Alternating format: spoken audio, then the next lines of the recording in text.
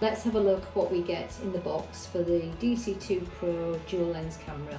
So we've got the camera, we've got the carrier case for it, we've got a cloth that you can use for cleaning the lenses on the camera, we've got the user manual, the strap for the cycle helmet, the strap for your riding hat for equestrian, you've got 3M adhesive and flat and curved mounts.